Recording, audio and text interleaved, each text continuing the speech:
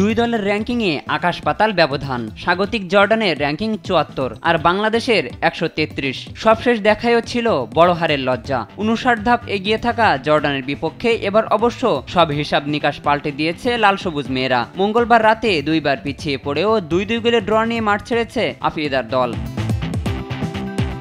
আম্মানের King Abdullah স্টেডিয়ামে শুরুটা অবশ্য ভুলে যাওয়ার মতোই ছিল বাংলাদেশের। ম্যাচের ৫ মিনিটেই অধিনায়ক জোবারাহের গোলে এগিয়ে যায় স্বাগতিকরা। এরপর প্রথমার্ধের শেষ দিকে দুর্দান্ত এক গোল করে বাংলাদেশকে সমতায় ফেরান শামসুন নাহার জুনিয়র।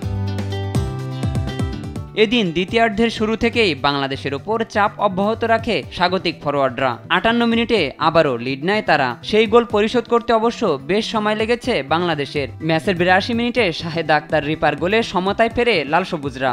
শেষ পর্যন্ত ২-২ গোলের ড্রয়ে ১ পয়েন্ট নিয়ে মাঠ ছাড়ে দুদল।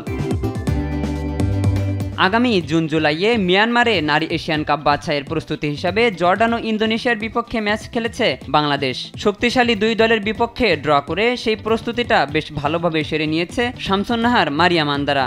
একই সাথে মেয়েদের ফুটবলে যেন খুলে গেল এক নতুন দিগন্ত। শাহিনুর আলম, স্পোর্টস ডেস্ক, দেশ টিভি।